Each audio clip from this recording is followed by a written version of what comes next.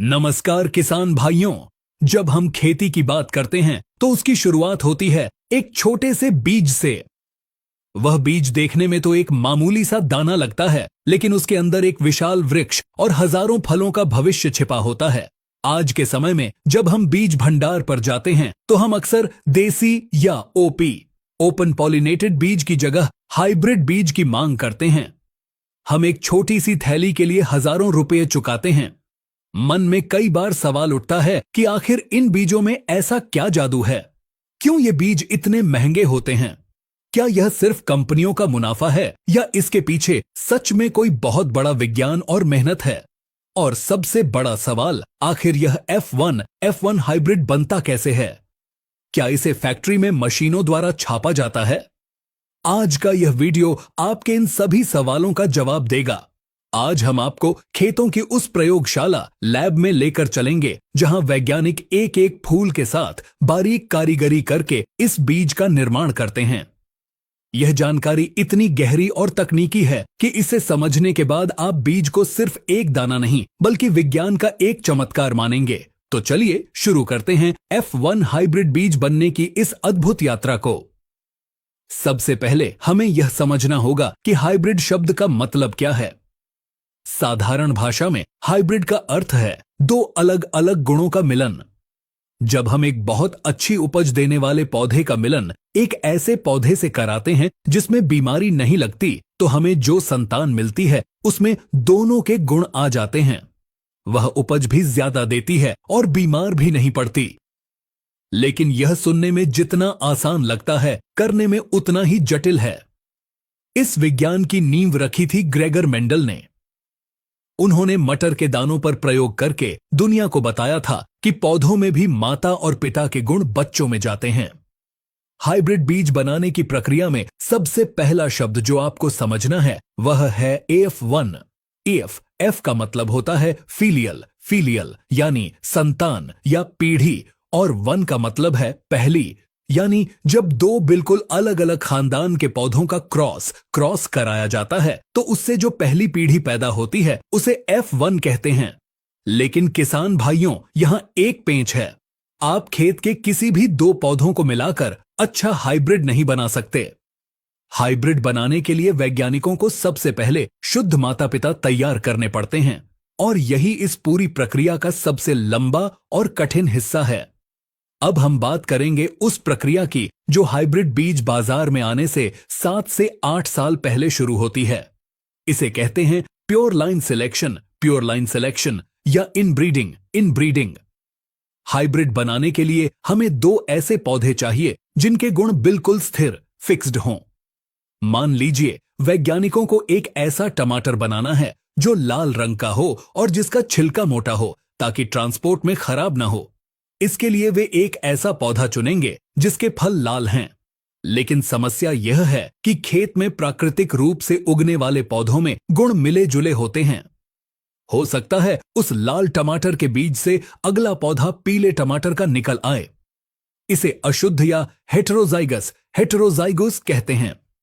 इस अशुद्धता को खत्म करने के लिए वैज्ञानिक इनब्रीडिंग करते हैं।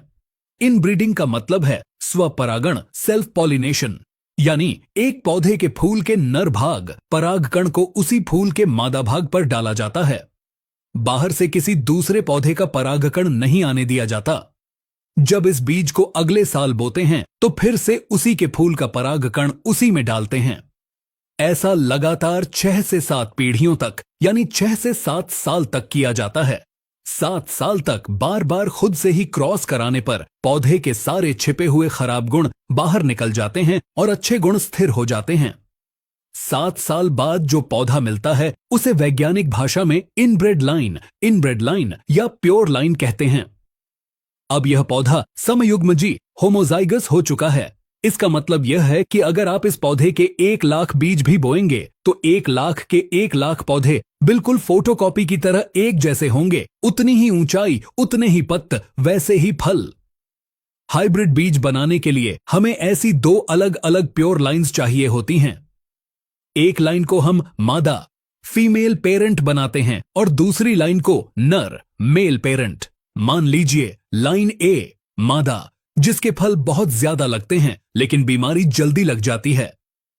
लाइन बी, नर, जिसके फल कम लगते हैं लेकिन उसमें कोई बीमारी नहीं आती और वह सूखा भी सहन कर सकता है। अब इन दोनों का मिलन कराकर हमें एक ऐसा सुपर बच्चा बनाना है जिसमें मां की ज्यादा पैदावार और पिता की बीमारी से लड़ने की ताकत दोनों आ जाएं। अब आता है वह चरण जहां असली एक्शन होता है। यह काम खेतों में होता है और इसमें बहुत ही कुशल श्रमिकों, लेबर की जरूरत होती है। स्टेप 1, बुवाई और निकिंग। निकिंग, नर और मादा लाइन के बीजों को खेत में एक खास अनुपात में बोया जाता है। अक्सर 4 लाइन मादा की और फिर 2 लाइन नर की लगाई जाती हैं, 4:2 का। लेकिन यहां एक बहुत बड़ी तकनीकी समस्या आती है जिसे निकिंग कहते हैं।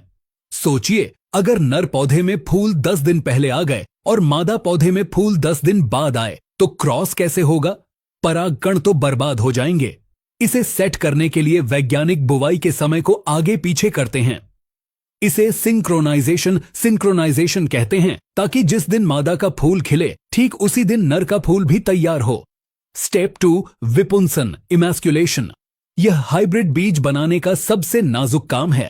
ज्यादातर फसलों में जैसे टमाटर, मिर्च या कपास में फूल उभयलिंगी बाइसेक्सुअल होते हैं, यानी एक ही फूल में नर भाग परागकोश और मादा भाग स्त्री केसर दोनों होते हैं।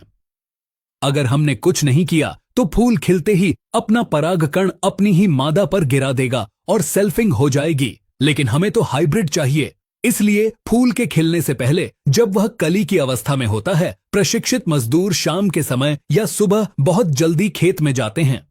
वे चिमटी फोरसेप्स की मदद से फूल की पंखुड़ियों को धीरे से खोलते हैं और उसके अंदर से नर भाग यानी एंथर को तोड़कर बाहर निकाल देते हैं। इस प्रक्रिया को विपुंसन या इमैस्कुलेशन कहते हैं। अब उस फूल में सिर्फ मादा भाग बचा है। वह अब नपुंसक नहीं बल्कि सिर्फ मादा रह गया है। इसके बाद उस कली को एक बटर पेपर की थैली से ढक दिया जाता है ताकि हवा में उड़ता हुआ कोई अनजान परागकण उस पर न गिर जाए। स्टेप 3, पर परागण, क्रॉस पॉलिनेशन। अगली सुबह जब सूरज निकलता है और फूल खिलने का समय होता है, तब मजदूर इन लाइन के पौधों के पास जाते हैं। वहां से ताजे खिले हुए फूलों को तोड़ते हैं और उनके परागकण पोलन को एक कटोरी या प्लेट में जमा करते हैं। फिर वे मादा लाइन के पास जाते हैं। जिन कलियों का कल विपुंसन किया गया था उनकी थैली हटाते हैं और नर पौधे के परागकण को ब्रश या उंगली की मदद से मादा के वर्तिकाग्र स्टिग्मा पर लगा देते हैं। परागण करने के तुरंत बाद उस फूल को वापस थैली से ढक दिया जाता है और उस पर एक टैग लगा दिया जाता है। इस टैग पर तारीख और नर मादा का कोड लिखा होता है। यह काम एक एक फूल के साथ हाथ से करना पड़ता है। सोचिए, 1 एकड़ में लाखों फूल होते हैं और हर फूल के साथ यह ऑपरेशन करना पड़ता है। यही कारण है कि हाइब्रिड बीज इतना महंगा होता है। इसमें लेबर का खर्च बहुत ज्यादा होता है। अब आप सोच रहे होंगे कि क्या हर फसल में हाथ से फूल खोले जाते हैं? मक्का या ज्वार जैसी फसलों में जहां करोड़ों छोटे छोटे फूल होते हैं, वहां हाथ से विपुंसन करना असंभव है। वहां वैज्ञानिक एक कुदरती करिश्मे का इस्तेमाल करते हैं जिसे कहते हैं मेल स्टेरिलिटी। यह टेक्निकल एग्रीकल्चर की दुनिया का ब्रह्मास्त्र है। वैज्ञानिक जेनेटिक्स की मदद से ऐसी मादा लाइन तैयार करते हैं जो प्राकृतिक रूप से बांझ होती है, यानी उसके फूलों में नर भाग परागकण बनता ही नहीं है या वह खराब होता है। इसे CMS cytoplasmic male sterility system कहते हैं। चूंकि मादा पौधे में अपना खुद का परागकण है ही नहीं, तो उसे हाथ से हटाने विपुंसन की जरूरत ही नहीं पड़ती। खेत में बस हवा चलती है, नर पौधे से परागकण उड़ता है और मादा पौधे पर गिर जाता है। इससे हाइब्रिड बीज बनाने का खर्च कम हो जाता है और बड़े पैमाने पर उत्पादन संभव हो पाता है। ज्वार, बाजरा और मक्का के हाइब्रिड बीज इसी तकनीक से बनते हैं। जब मादा पौधे पर फल लगता है और वह पक जाता है, तो उस फल के अंदर जो बीज होते हैं वह F1 हाइब्रिड होते हैं। इस बीज को जब किसान अपने खेत में लगाता है तो एक चमत्कार होता है जिसे विज्ञान में हेट्रोसिस या हाइब्रिड विगर कहते हैं। हेट्रोसिस का मतलब है कि बच्चा अपने मां और बाप दोनों से ज्यादा ताकतवर निकलता है। उसकी जड़ें गहरी होती हैं, तना मोटा होता है और वह विपरीत मौसम को भी झेल जाता है। यह प्रकृति का नियम है कि जब दो दूर के जीन मिलते हैं तो जीवन शक्ति बढ़ जाती है। लेकिन किसान इसे दोबारा क्यों नहीं बना सकता? Why not save seeds? यह वीडियो का सबसे महत्वपूर्ण हिस्सा है। अक्सर किसान भाई सोचते हैं कि कंपनी वाले बीज दोबारा बोने से इसलिए मना करते हैं ताकि उनका बीज बिकता रहे। यह सच नहीं है। इसका कारण मेंडल का पृथक्करण का नियम, लॉ ऑफ सेग्रीगेशन है। अगर आप F1 हाइब्रिड की फसल से निकले बीज को अगले साल बोएंगे तो वह F2 पीढ़ी बन जाएगी। जेनेटिक्स के नियम के अनुसार दूसरी पीढ़ी में सारे गुण बिखर जाते हैं, सेग्रीगेट हो जाते हैं। खेत में आपको अजीब नजारा दिखेगा। 25% पौधे बहुत छोटे रह जाएंगे, 25% पौधे बहुत लंबे हो जाएंगे लेकिन फल कम देंगे, 50% पौधे ठीक होंगे, फलों का आकार, रंग और स्वाद थोड़ा अलग अलग होगा। एक जैसा उत्पादन नहीं मिलेगा। व्यापारिक खेती में एक रूपता, यूनिफॉर्मिटी ही सब कुछ है। अगर आपके आधे टमाटर छोटे और आधे बड़े हैं तो मंडी में भाव नहीं मिलेगा। इसीलिए उस संकर ओज या जादुई ताकत को पाने के लिए हमें हर साल उसी F1 बीज की जरूरत होती है जो 2 प्योर लाइंस के क्रॉस से बना हो। तो किसान भाइयों, यह थी कहानी आपके हाथ में आने वाले उस छोटे से हाइब्रिड बीज की। यह किसी एक दिन का काम नहीं है। एक अच्छी हाइब्रिड वैरायटी को तैयार होकर बाजार में आने में 10 से 12 साल का समय लगता है। हजारों क्रॉस फेल होते हैं, तब जाकर कोई एक पास होता है। इसमें सैकड़ों वैज्ञानिकों का दिमाग, हजारों मजदूरों के हाथ और कई सालों का धैर्य लगा होता है। आशा है कि इस वीडियो को देखने के बाद आपको टेक्निकल खेती और बीज विज्ञान की गहरी समझ मिली होगी। अब जब आप अगली बार हाइब्रिड बीज का पैकेट हाथ में लेंगे तो आप जानेंगे कि आप सिर्फ बीज नहीं बल्कि एक उन्नत तकनीक खरीद रहे हैं। इस तरह की जानकारी लाने के लिए हमारी टीम को बहुत रिसर्च और बहुत मेहनत करना पड़ता है। कई दिनों की मेहनत के बाद इस प्रकार की वीडियो बन पाती है। अगर आपको आज की यह गहन जानकारी, यह डीप डाइव पसंद आई हो तो इस वीडियो को अपने साथी किसान भाइयों के साथ शेयर जरूर करें ताकि वे भी विज्ञान को समझ सकें।